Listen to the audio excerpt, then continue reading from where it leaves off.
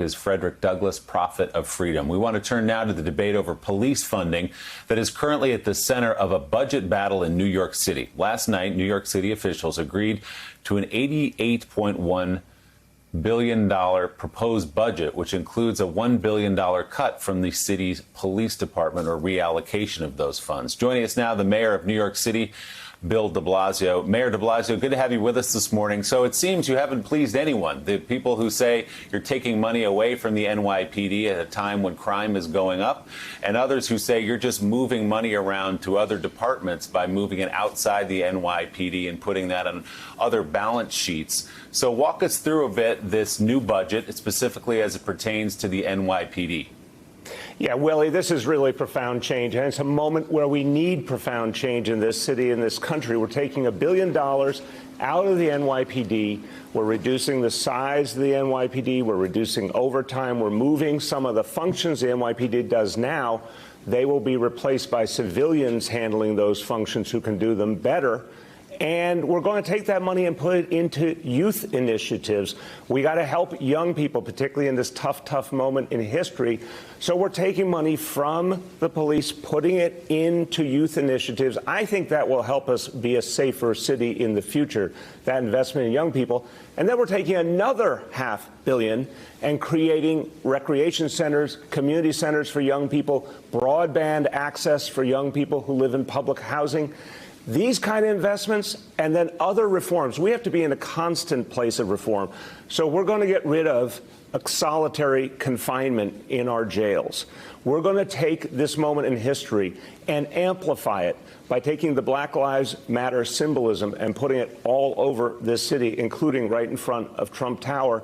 And then we're going to do something even bigger and have a commission on racial justice and reconciliation, patterned on the Truth and Reconciliation Commission in South Africa, that will systematically, officially identify where structural and institutional racism exists in New York City government and in our city in general, and then specifically define how we will end it, how we will tear it down, how we will transform, and put real resources and policies in place to change it. So this is going to be a constant moment of change and reform in New York City. I got another question on the budget, but did you say officially you're going to paint Black Lives Matter on Fifth Avenue in front of Trump Tower? Is that happening? Yes, we are. Yes, we are. And it's an important message to the whole nation. And obviously, we want the president to hear it because he's never shown respect for those three words. When he hears Black Lives Matter, he presents a horrible negative reality of something that doesn't exist, and he misses the underlying meaning that we're saying we have to honor the role of African Americans in our history and in our society, very much what you were talking about a few moments ago. And we have to make it come alive today. So we're going to make it really clear to the president. It's going to be right outside his doorstep. You've heard critics from your own police department, including the commissioner, saying there is a storm on the horizon. That's a quote from Commissioner Shea.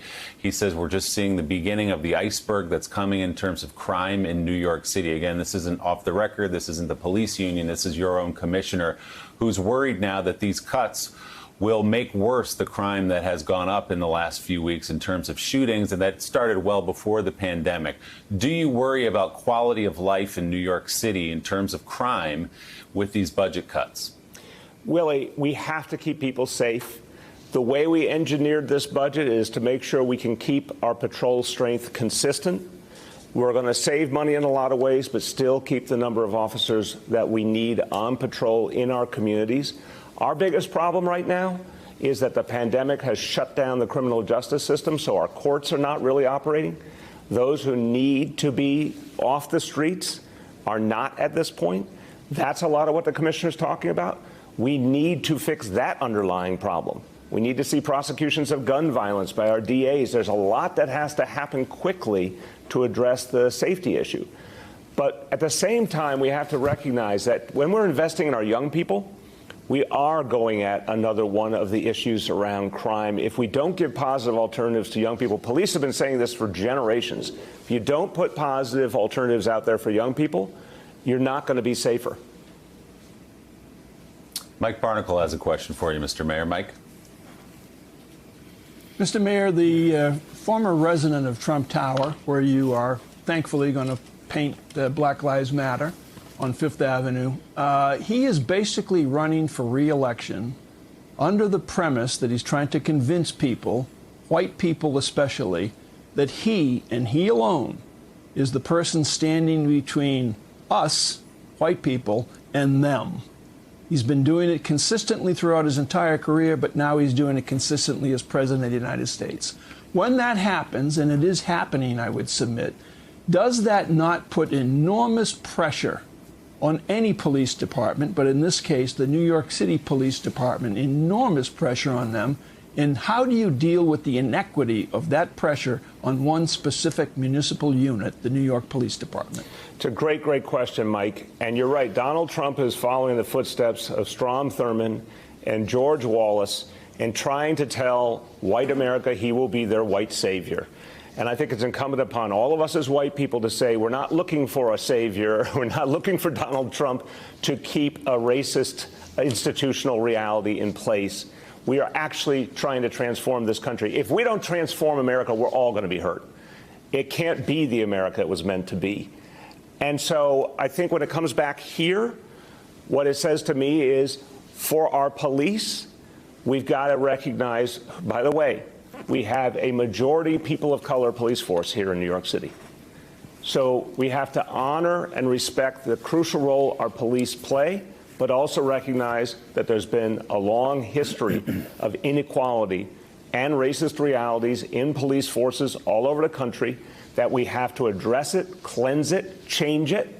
And that's actually the pathway forward to safety for everyone. When police and community can feel real, consistent, mutual respect is when officers are safer and communities are safer. We've been doing that with the neighborhood policing strategy in this city.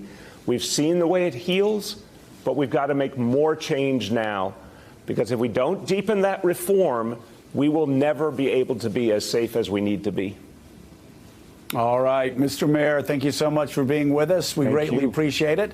By the way, what's the time frame? When are you going to be painting Black Lives Matter on Fifth Avenue? That is going to be in a matter of days, Joe. And, you know, I know you love Florida. You come from Florida, Donald Trump's new state. But whenever he comes back to his old state, he'll get a message that he still doesn't understand. Maybe seeing it outside his doorstep will help him get the point. All right. Thank you so much, Mr. Mayor. Greatly appreciate it. Thanks for checking out MSNBC on YouTube, and make sure you subscribe to stay up to date on the day's biggest stories. And you can click on any of the videos around us to watch more from Morning Joe and MSNBC. Thanks so much for watching.